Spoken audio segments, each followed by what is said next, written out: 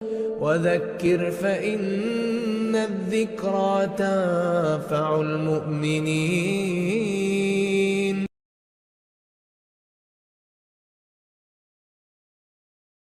الحمد لله رب العالمين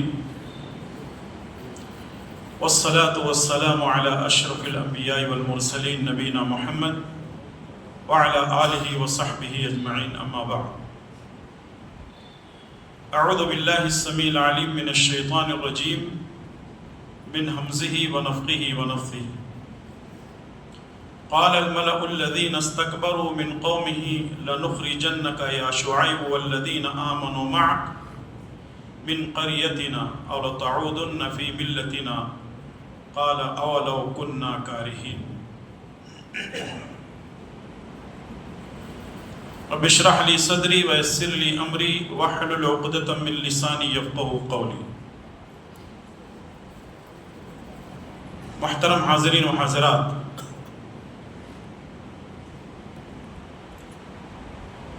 آج ہم نے 9واں پارہ سماعت فرمایا ہے. اس میں سورہ اعراف کے بقیہ حصے کے ساتھ ساتھ سورہ انفال کا ابتدائی حصہ ہم نے سنا ہے. تو آئیے سب سے پہلے سورہ اعراف کے بقیہ حصے میں سے کچھ باتیں آپ کی خدمت میں پیش کر دوں، پھر اس کے بعد سورہ انفال میں سے 1-2 باتیں آئیں گی.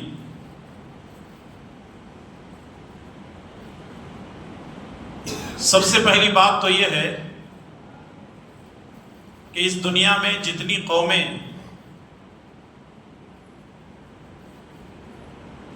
انبیاء علیہم السلام کی قومیں،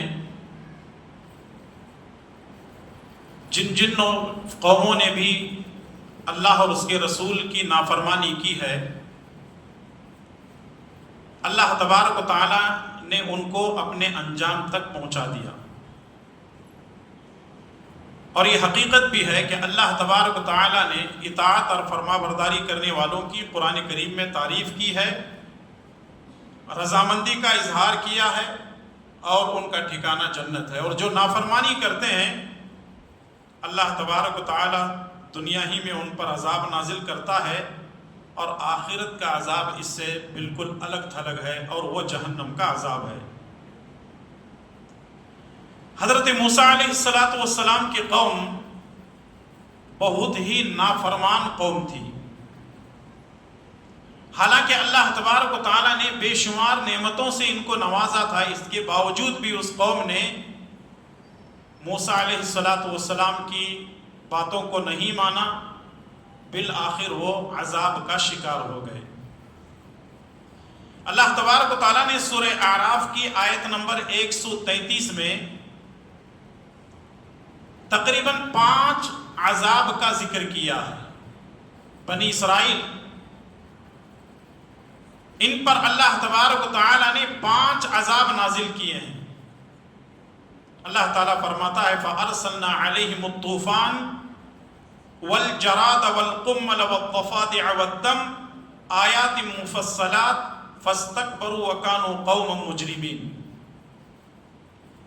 فَأَرْسَلْنَا عَلَيْهِمُ الطُّوفَانَ، اللہ تعالیٰ نے ان کو ہلاک و برباد کرنے کے لیے ان کے اوپر طوفان کو بھیجا. اور طوفان آپ جانتے ہیں، ہوائیں چلتی ہیں، گرج بجلیاں ہوتی ہیں، اور ساتھ میں بارش ہوتی ہے، اور جتنے لوگ اس کی زد میں آتے ہیں اللہ تبارک و تعالیٰ ان قوموں کو تباہ و برباد کر دیتا ہے. تو ایک عذاب تو طوفان کا بنی اسرائیل پر، اور دوسرا عذاب ہے والجراد، ٹڈی. اور یہ ٹڈی چھوٹا سا ایک پرندہ ہوتا ہے جس کو آپ کھا بھی سکتے ہیں، جیسے اس سے پہلے درس میں آپ کی خدمت میں بیان کیا جا چکا ہے. یہ ہزاروں کی شکل میں ٹڈی نہیں آتے ہیں بلکہ لاکھوں کروڑوں کی شکل میں ہوتے ہیں یہ. جب کسی ہرے بھرے درخت پر کسی فصل پر بیٹھتے ہیں تو پوری کی پوری فصل کو تباہ و برباد کر دیتے ہیں، کھا جاتے ہیں، صرف ڈالیاں آپ کو نظر آئے گی۔ جب اناج تیار رہتا اللہ تبارک و تعالیٰ ٹڈیوں کے لشکر کو بھیج دیتا اور ٹڈیوں کا لشکر پورے کے پورے اناج کو کھا جاتا اور وہ لوگ بھوکے پیاسے رہتے۔ والقمل، جوں کا عذاب بھی بھیجتا۔ بعض اہل علم نے کہا ہے ایک تو قمل کے معنی ہے جوں جو سروں میں ہوتی ہے، ہر جگہ ان کو جوں نظر آتے، ان کے کھانے میں، ان کے پینے میں، ان کے چلنے پھرنے کی جگہ، ان کے اٹھنے بیٹھنے کی جگہ، ہر جگہ یہ جوں نظر آتے۔ ایک دوسرا معنی القمل کا بعض اہل علم نے یہ کیا ہے گھن کا کیڑا۔ گھن کا کیڑا کہتے ہیں کہ آپ اناج بالکل تیار کر کے، ذخیرہ کر کے، اسٹاک کر کے رکھے ہوئے ہیں، وہ کیڑا اس کے اندر چلا جاتا، اوپر سے تو دانہ نظر آتا ہے لیکن اندر سے وہ پورے دانے کو خالی کر کے، کھا کر کے کھوکھلا بنا دیتا۔ اور یہاں اس کو ساؤتھ انڈیا میں نوشی بولتے ہیں، یا کرناٹک میں بھی آپ کہیں نوشی، کیونکہ وہ کیڑا جو ہے اندر گھس کر کے پورے دانے کو صاف کر دیتا ہے، اوپر سے صرف اس کا حصہ نظر آتا ہے اور دیکھنے والے کہتے ہیں کہ اس کے اندر بھرا ہوا ہے، جبکہ کوئی چیز اس کے اندر نہیں رہتی۔ چوتھا عذاب ہے وَالضَّفَادِعِ، مینڈک کا عذاب۔ ہر جگہ مینڈک، کھانے پینے کی جگہ، اٹھنے بیٹھنے کی جگہ، سونے پھرنے کی جگہ، ہر جگہ ان کو مینڈک نظر آتے۔ وَالدَّمْ، اور خون کا عذاب۔ ابن کثیر رحمۃ اللہ علیہ نے لکھا ہے خون کا عذاب سے مطلب یہ ہے کہ جب مسلمان پانی پیتے تو ان کو پانی نظر آتا، اور اگر بنی اسرائیل پانی پیتے تو ان کو وہ پانی نہیں بلکہ خون نظر آتا تھا، پینا ہی چھوڑ دیتے۔ یہ 5 عذاب ہیں جو اللہ تبارک و تعالیٰ نے بنی اسرائیل پر ان کی نافرمانی کی وجہ سے نازل کیا۔ قرآن کریم میں دوسرے عذاب بھی ان کے اوپر ہیں۔ وَجَعَلْنَا مِنْهُمُ الْقِرَدَةَ وَالْخَنَازِيرَ، ہم نے ان کی شکلوں کو بندر اور سور بنا دیا۔ یہ بھی ایک اللہ تبارک و تعالیٰ کا عذاب ہے، اور بھی مختلف عذاب ہیں جو اللہ تبارک و تعالیٰ نے نازل کیے ہیں۔ یہاں اللہ تبارک و تعالیٰ ہمیں یہ بتانا چاہ رہا ہے کہ جن قوموں نے ہماری باتوں کو نہیں مانا، ہماری تعلیمات کے ساتھ کفر کیا، ہمارے نبیوں کے ساتھ انکار کیا، تو ہم نے ان قوموں کو ہلاک و برباد کیا، اور اگر تم بھی ایسا کرتے ہو تو ہم تمہیں بھی ہلاک و برباد کر سکتے ہیں۔ کوئی بھی عذاب ہمارے اوپر آ سکتا ہے، اور جیسا کہ اس سے پہلے میں نے کہا تھا کہ ایک اوپر والا عذاب اور دوسرے ہمارے پیروں کے نیچے والا عذاب، ان دونوں کے بیچ میں ایک تیسرا عذاب ہے، اور وہ کیا ہے؟ خانہ جنگی۔ یہ عذاب تو ہمارے اوپر نہیں آ رہے ہیں، ہم تو تیسرے عذاب میں مبتلا ہیں آلریڈی، بولنے کی ضرورت بھی نہیں ہے۔ مسلمانوں کے اندر اتنا اختلاف ہے کہ آپس میں متحد ہونے کو تیار نہیں ہے، خانہ جنگی کا معاملہ ہے، اور یہ آپس میں ہم لڑ رہے ہیں، جھگڑ رہے ہیں، ایک دوسرے کی ٹانگ کھینچ رہے ہیں۔ اللہ تبارک و تعالی ہم سب کی حفاظت فرمائے، آمین۔ دوسری چیز ہے اللہ تبارک و تعالیٰ نے سورہ اعراف کی آیت نمبر 172 میں عہد الستو کا ذکر کیا ہے۔ عہد الستو یعنی ایک ایگریمنٹ کا اللہ تبارک و تعالیٰ نے ذکر کیا ہے۔ مختصر میں آپ کو بتا دیتا ہوں، وہ یہ ہے کہ اللہ تبارک و تعالیٰ نے جب حضرت آدم علیہ السلام کو اپنے ہاتھوں سے پیدا کیا تو پیدا کرنے کے بعد ان کی ریڑھ کی ہڈی سے، ان کی پیٹھ سے، ان کی ریڑھ کی ہڈی سے قیامت تک پیدا ہونے والے تمام انسانوں کی روحوں کو پیدا کیا۔ یہ بہت اہم بات جو میں کہنے جا رہا ہوں، ذرا غور سے ذہن میں رکھیں اس کو، یہ بات جلدی دماغ میں آتی بھی نہیں ہے۔ آدم علیہ السلام کو پیدا کرنے کے بعد اللہ تعالیٰ نے ان کی پیٹھ سے، ان کی ریڑھ کی ہڈی سے قیامت تک پیدا ہونے والی تمام روحوں کو پیدا کیا. اب یہاں تھوڑی دیر کے لیے رکتے ہیں. سوال یہ ہے کہ روح کس کو کہتے ہیں؟ یہ جو ہماری جو باڈی ہے، ہمارا جو جسم ہے، یہ روح کی سواری ہے. اللہ تعالیٰ نے ہمارے جسم کو، ہماری باڈی کو پہلے پیدا نہیں کیا، بلکہ ہماری باڈی پیدا ہونے سے پہلے ہی ہماری روح پیدا ہو چکی تھی. اور یہ روح کیا ہے؟ یسألونک عن الروح قل الروح من امر ربی وما اوتیتم من العلم الا قلیلا. اللہ تعالیٰ سے، رسول اللہ صلی اللہ علیہ وسلم سے کفار اور مشرکین یہود و نصارہ روح کے بارے میں آ کر کے سوال کرتے تھے. تو اللہ تعالیٰ نے فرمایا نبی آپ کہہ دیجئے لوگ سوال کر رہے ہیں روح کیا ہے؟ روح اللہ کا حکم ہے، بس اللہ کے حکم سے آتی ہے اور اللہ کے حکم سے چلی جاتی ہے. جب بچہ ماں کے پیٹ میں ہوتا ہے 110-120 دن کے درمیان اللہ کی طرف سے ایک فرشتہ آتا ہے اور روح ڈال کر چلا جاتا ہے، اور ماں کو تک خبر نہیں ہوتی کہ روح کب آ کر کے بچے کے جسم کے اندر ڈالی جا چکی ہے. اور جب جانے لگتی ہے تو لوگ پورے کے پورے سامنے، پورے رشتہ دار، خاندان والے، دوست احباب، پورے گلی محلے والے بیٹھے ہوئے ہیں. روح نکل کر کے چلی جاتی ہے اور کسی کو خبر تک نہیں ہوتی. سائنسدانوں نے بڑی کوششیں کی کہ روح کو پکڑ سکیں، لیکن اللہ تعالیٰ نے فرمایا وَمَا أُوتِيتُم مِّنَ الْعِلْمِ إِلَّا قَلِيلًا. جو علم تمہیں دیا گیا وہ بہت تھوڑا ہے.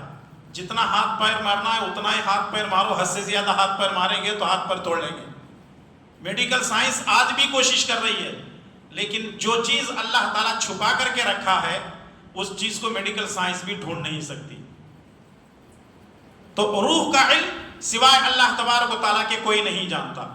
تو آدم علیہ السلام کی ریڑھ کی ہڈی سے قیامت تک پیدا ہونے والے تمام انسانوں کی روحوں کو پیدا کیا، اور اللہ تبارک و تعالیٰ نے ان تمام روحوں سے ایک وعدہ لیا، ایک ایگریمنٹ لیا.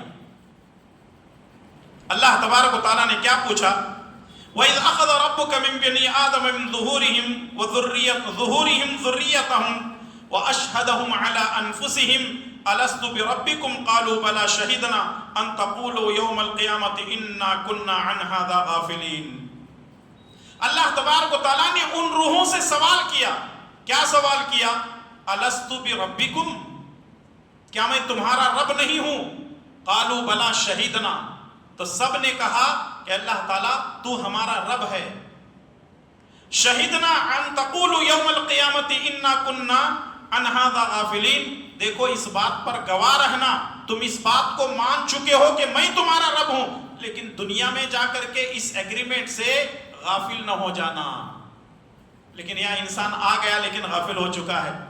وہاں بول کر کے آیا ہے کہ تو ہمارا رب ہے، اور یہاں آنے کے بعد اللہ کی نافرمانی کر رہے ہیں، اللہ کے ساتھ کفر کر رہے ہیں، اللہ کے ساتھ شرک کر رہے ہیں. تو یہ عہد الستو بڑا اہم ہے کہ ہم دنیا میں آنے سے پہلے اللہ کو اپنا رب مان کر کے آ چکے ہیں. یہ اور بات ہے کہ یہاں آ جانے کے بعد ہم اللہ تعالیٰ کی نافرمانی کر رہے ہیں.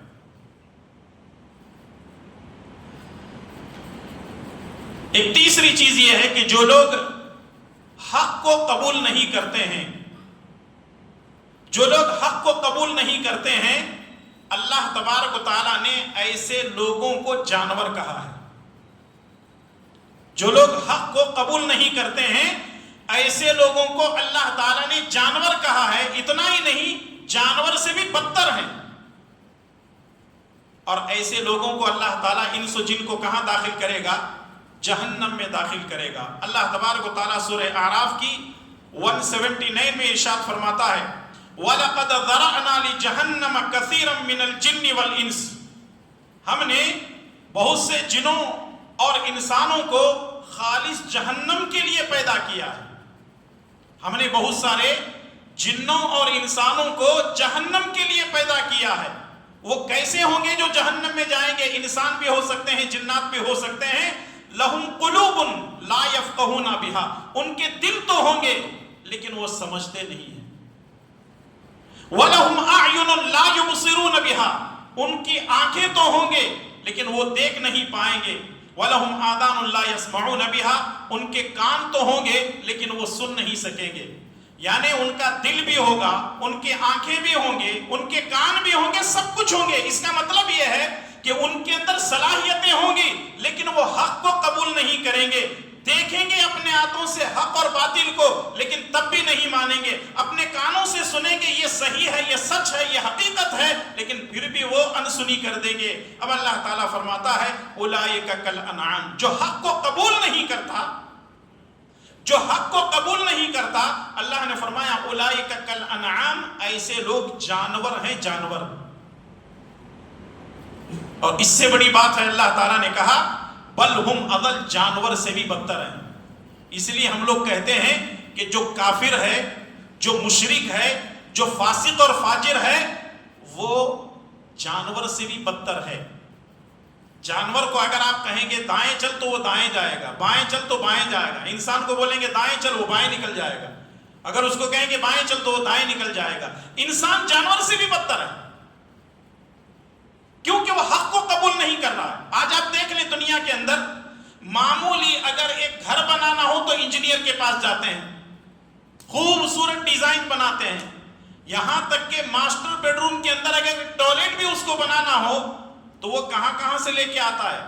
ٹب جاپان سے لے کے آتا ہے، اس کا مرر چائنا سے لے کے آتا ہے، اس کے نل جو ہے وہ انگلینڈ سے لے کر کے آتا ہے. پتہ نہیں کہاں سے بیٹھتا 10-15 منٹ وہاں سے پوری کی پوری جسم کی گندگی صاف کرنے کے لیے جاتا ہے. وہاں اس کو یہ معلوم ہے کہاں سے کتنی چیزیں لانے ہیں. اگر 5 لاکھ روپے بیڈ روم پہ خرچ کر رہا ہے تو 7 لاکھ روپے اس کو ٹوائلٹ پہ خرچ کرنے ہیں، خرچ کرتا ہے. وہاں اس کی عقل کام کرتی ہے، لیکن جب پوجا اور عبادت کا معاملہ ہے تو کسی کے سامنے ہاتھ جوڑ کر کے کھڑا ہو جاتا ہے. اس سے بدتر اور کیا ہو سکتا ہے؟ یہ انسان نہیں ہے، جانور سے بھی بدتر ہے. جانور سے بھی گیا گزرا ہے انسان. وہ حق کو ٹھکراتا ہے، حق کو قبول نہیں کرتا، حق کو نہیں مانتا، ایرے غیرے نتو خیرے کے سامنے اپنے ہاتھوں کو جوڑ کر کے کھڑا ہو جاتا ہے. اس سے ذلیل مخلوق دنیا کے اندر کوئی نہیں ہو سکتی کیونکہ وہ حق کو ٹکرا رہا ہے. حق کو ٹھکرانے والا کبھی صحیح انسان نہیں ہو سکتا. کبھی لوگ کسی غیر مسلم کی ایسی تعریفوں کے پل باندھتے ہیں، ارے وہ بڑا اچھے اخلاق والا ہے، بڑے اچھے کردار والا ہے، بڑی ڈگریاں اس کے پاس ہیں، وہ فلاں کر. ہم لوگوں کو تو نیچے تلوے سے آگ لگتی ہے. ارے نالائق، اس کے پاس توحید ہی نہیں ہے، کیوں تعریف کر رہے ہو اس کی؟ اگر اس کے اندر اچھائیاں ہوتی تو سب سے پہلے وہ کس کو قبول کرتا؟ توحید کو قبول کرتا.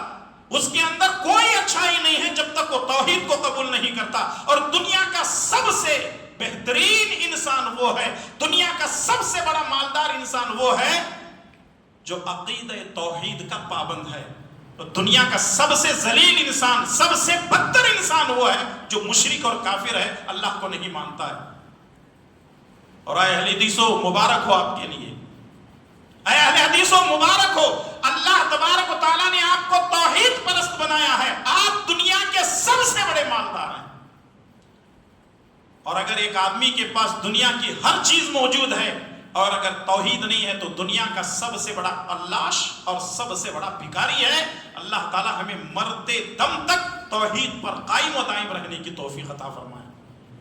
تو جو توحید کو قبول نہیں کرتا، حق بات کو قبول نہیں کرتا، دیکھنے کے بعد بھی اندیکھی کرتا ہے، سننے کے بعد بھی انسنی کر دیتا ہے، اللہ نے فرمایا اولئک کالانعام، ایسے لوگ جانور ہیں، جانور سے بھی بدتر ہیں. اولئک هم الغافلون، اور در حقیقت یہی لوگ غافل ہیں، بے خبر ہیں. اب اتنی بات ہو چکی ہے تو اس کے بعد والی جو آیت ہے نا بڑی پیاری ہے، اور توحید کا جو درس ہے قرآن کے اندر، سبحان اللہ میرے بھائی اور دوستو، توحید ایک اتنا پیارا درس ہے کہ اگر اس کو سمجھنے کے لیے، سننے کے لیے بیٹھ جائیں تو ماشاءاللہ ہماری روح خوش ہو جاتی ہے، ہمارے جسم کا ایک ایک انگ خوش ہوتا ہے. اور ہونا چاہیے. کیوں؟ ہم اس رب کو مانتے ہیں، اس ایک اللہ کو مانتے ہیں جس کی ذات میں کوئی شریک نہیں ہے. اللہ احد، اللہ اکیلا ہے.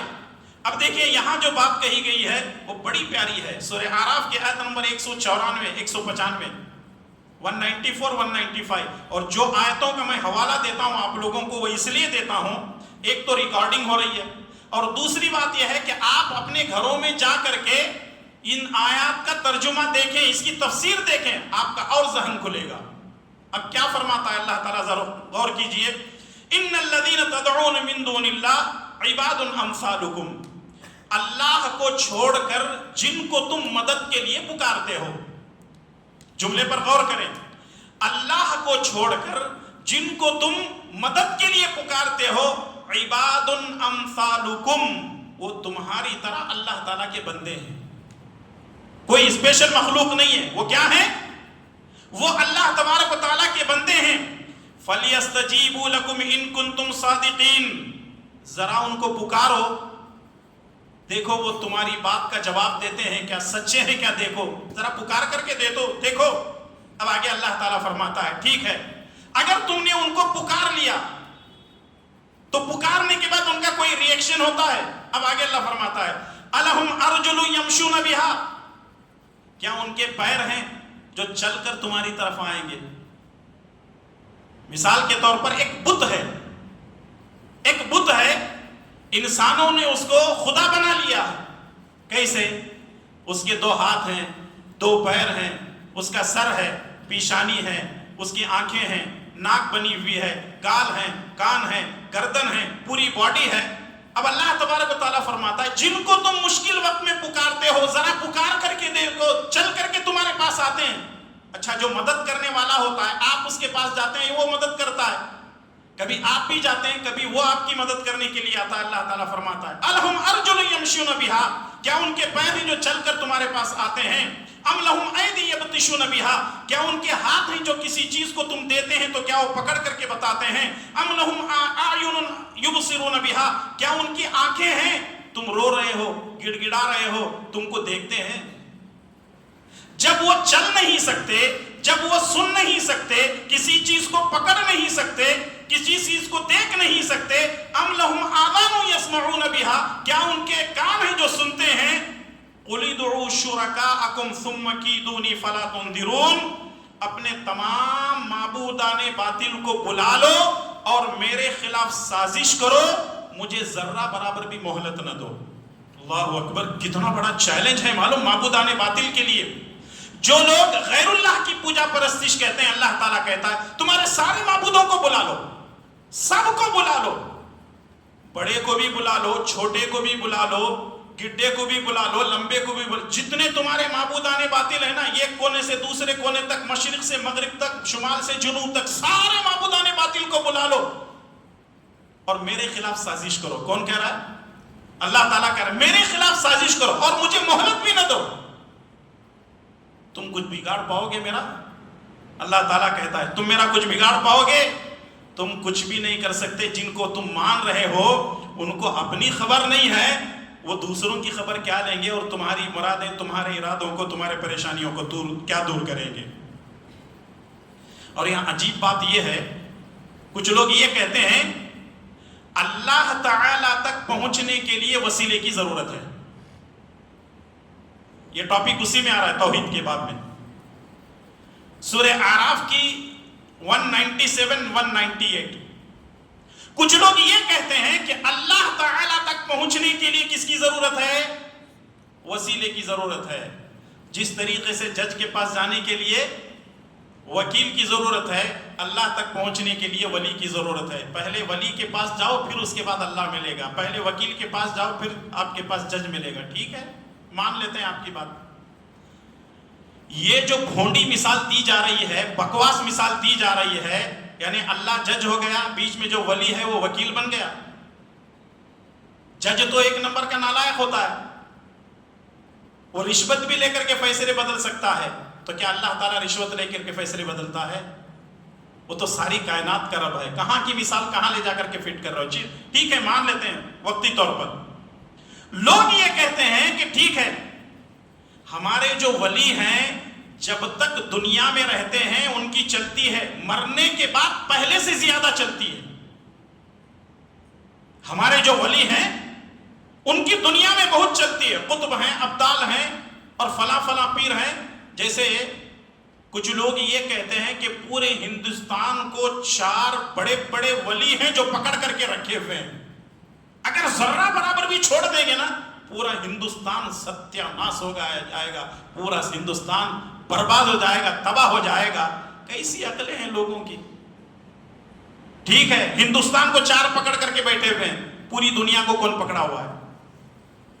آسمانوں کو کون پکڑا ہوا ہے؟ زمینوں کو کس نے پکڑا ہوا ہے؟ سورج چاند ستاروں کو کتنے پکڑا ہوا؟ کس نے پکڑا ہوا؟ یہ ساری کی ساری چیزیں بکواس ہیں۔ اور عجیب بات یہ ہے، اللہ کو سنانے کے لیے ولی کی ضرورت ہے، اور ولی کو سنانے کے لیے کسی وسیلے کی ضرورت نہیں ہے۔ اللہ کو سنانے کے لیے کس کی ضرورت ہے؟ وسیلے کی، ولی کی ضرورت ہے۔ اور قبر میں جو سویا ہوا ہے اس کو سنانے کے لیے کسی کی ضرورت نہیں۔ یعنی اللہ ڈائریکٹ نہیں سنتا، ان کا ولی ڈائریکٹ سن لیتا ہے۔ کہاں؟ قبر میں۔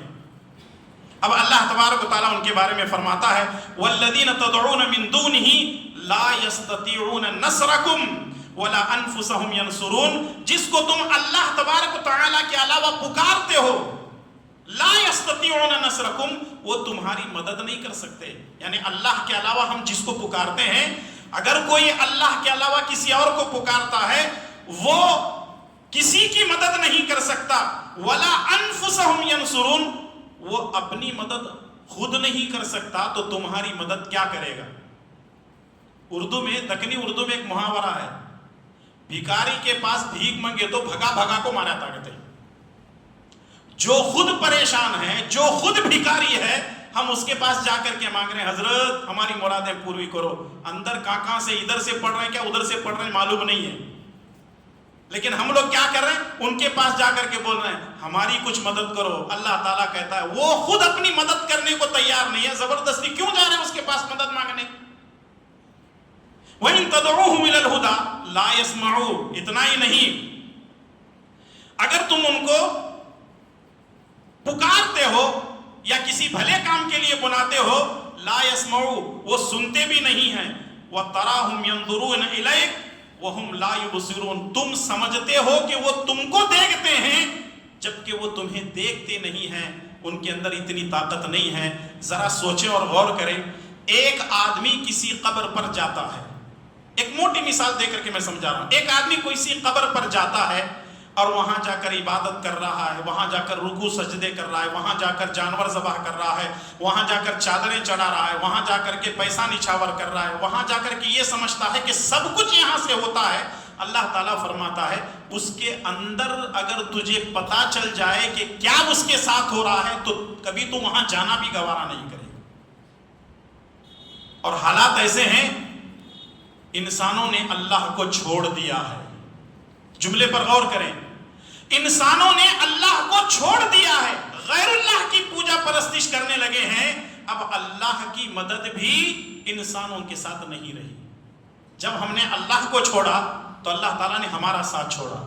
قرآن کی آیت ہے ان تنصروا اللہ ینصرکم ویثبت اقدامکم، اگر تم اللہ کی مدد کرو گے تو اللہ تمہاری مدد کرے گا اور تمہارے قدموں کو گاڑ دے گا۔ توحید بہت بڑی دولت ہے، اس کو اپنا کر کے رکھیے۔ اور اگر نہیں تو اگر انسان کے پاس دولت نہیں ہے، علم نہیں ہے، ڈگریاں نہیں ہے، کوئی بات نہیں ہے، اگر توحید ہے تو دنیا کا سب سے بڑا مالدار ہے۔ اللہ تبارک و تعالی ہمیں اپنے عقیدوں کی اصلاح کر لینے کی توفیق عطا فرمائے، آمین۔ اب یہاں قیامت کے علم کے بارے میں ظاہر سی بات ہے، قیامت کا علم اللہ تبارک و تعالیٰ کو ہے۔ چھٹی بات یہ ہے کہ اللہ تبارک و تعالیٰ نے نبی کو 4 چیزوں کی تعلیم دی ہے، اور یہ نبی کے ساتھ ساتھ ہم کو بھی یہ تعلیم دی گئی۔ وہ 4 چیزیں کون سی ہیں؟ اللہ تبارک و تعالیٰ نے سورہ اعراف کی آیت نمبر 199 200 ان 2 آیتوں کے اندر 4 باتیں نبی کریم صلی اللہ علیہ وسلم سے کہی ہیں۔ اللہ تعالیٰ نے فرمایا خذ العفو وأمر بالعرف وأعرض عن الجاهلين وإما ينزغنك من الشيطان نزغ فاستعذ بالله إنه سميع عليم۔ اللہ تعالیٰ نے نبی سے کہا خذ العفو، اے نبی آپ معاف کرنا سیکھیے، معاف کیجیے۔ اور آپ دیکھ لیں، نبی کی سیرت کا مطالعہ کریں، آپ پر جادو کیا، آپ نے بدلا لیا، معاف کر دیا۔ رسول اللہ صلی اللہ علیہ وسلم کے کھانے میں زہر ملا دیا، لیکن نبی صلی اللہ علیہ وسلم نے بدلا لیا نہیں لیا۔ نبی صلی اللہ علیہ وسلم کعبۃ اللہ کو ٹیک لگا کر کے بیٹھے ہوئے، چکی کا پاٹ گرانے کی پوری پلاننگ ہو گئی، نبی صلی اللہ علیہ وسلم کو جبریل اطلاع دیے، وہاں سے آپ نکل گئے، آپ بدلا لیے نہیں لیے۔ نبی کریم صلی اللہ علیہ وسلم کی زوجہ محترمہ ہماری ماں اما عائشہ رضی اللہ تعالیٰ عنہ پر بدکاری کا الزام لگا دیا گیا، قرآن کی 10 آیتیں نازل ہوئی، نبی صلی اللہ علیہ وسلم نے بدلہ لیا، نبی صلی اللہ علیہ وسلم کے قتل کے منصوبے کیے گئے۔ جب مکہ فتح ہوا، سارے کے سارے مکے کے مجرمین کھڑے ہیں، نبی صلی اللہ علیہ وسلم نے فرمایا انتم الطلقاء، آج میں تم کو سب کو معاف کر دیتا ہوں، تم جا سکتے ہو۔ نبی نے کبھی کسی سے انتقام اور بدلہ نہیں لیا، یہ نبی کے اخلاق تھے، یہ نبی کی تعلیمات ہیں۔ اللہ نے نبی سے کہا سب کو معاف کر دو، سب کو معاف کر دو، خذ العفو، معاف کرو، وامر بالمعروف وامر بالعرف، بھلائی کی طرف لوگوں کو دعوت دیجئے، اور نبی صلی اللہ علیہ وسلم لوگوں کو بھلائی کی دعوت دیتے رہے۔ وَأَعْرِضْ عَنِ الْجَاهِلِينَ، اور جاہلوں سے تھوڑا سا بچ کر کے رہیے، جاہلوں سے بچ کر رہنے کی اللہ تعالیٰ نے آپ کو تعلیم دی۔ وَإِمَّا يَنزَغَنَّكَ مِنَ الشَّيْطَانِ نَزْغٌ فَاسْتَعِذْ بِاللَّهِ، لیکن اگر شیطان آپ کو کچوکے مارے، غصے میں لائے، تو ایسی حالت میں اعوذ باللہ من الشیطان الرجیم پڑھیے، انہ سمیع علیم، بے شک اللہ تعالیٰ سننے والا اور جاننے والا ہے۔ پھر اس کے بعد یہاں سے سورہ انفال شروع ہو رہا ہے۔ سورہ انفال میں سے صرف 2 باتیں آپ کے سامنے پیش کی جائیں گی، اور وہ یہ ہے، پہلی بات یہ ہے مومنوں کی 5 صفات ہیں، صرف میں گنوا دیتا ہوں آپ کو۔ قرآن کی آیت سورہ انفال آیت نمبر 2، 3، 4، اللہ نے فرمایا انما المؤمنون الذين اذا ذكر الله وجلت قلوبهم واذا تليت عليهم آياته زادتهم ايمانا وعلى ربهم يتوكلون الذين يقيمون الصلاة ومما رزقناهم ينفقون اولئك هم المؤمنون حقا لهم درجات عند ربهم ومغفرة ورزق كريم۔ مومنوں کی 5 علامتیں۔ نمبر 1، وہ اللہ تبارک و تعالیٰ کا ڈر اپنے دل میں رکھتے ہیں، اور جس کے دل کے اندر اللہ کا ڈر اور خشیت پیدا ہوتی ہے وہ کبھی برائیاں نہیں کرتا۔ نمبر 2، وہ ہمیشہ قرآن کی تلاوت کرتے ہیں۔ نمبر 3، کوئی بھی معاملہ ہو وہ توکل یعنی بھروسہ کس پہ کرتے ہیں؟ اللہ کی ذات پر بھروسہ کرتے ہیں۔ نمبر 4، وہ نمازوں کے بڑے پابند ہوتے ہیں۔ اور نمبر 5، انفاق فی سبیل اللہ کرتے ہیں، یعنی اپنے مال کو اللہ کے راستے میں خرچ کرتے ہیں۔ اب اللہ تبارک و تعالیٰ ان کو بدلہ دے گا۔ پہلا بدلہ بلندی درجات اللہ تعالیٰ ان کو دے گا، اور دوسرا بدلہ یہ ہے کہ بخشش کا پروانہ ان کو ملے گا، اور تیسری چیز یہ ہے اللہ تعالیٰ ان کو پاکیزہ روزی دے گا۔ 5 کام کرو، 3 چیزیں جو ہے اللہ تبارک و تعالیٰ سے لے لو۔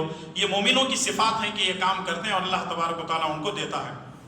اور یہ جو دوسری چیز ہے سورہ انفال میں سے، اللہ تبارک و تعالیٰ نے لگاتار 5 آیتوں کے اندر 5 احکامات مومنوں کے لیے خاص کیے ہیں۔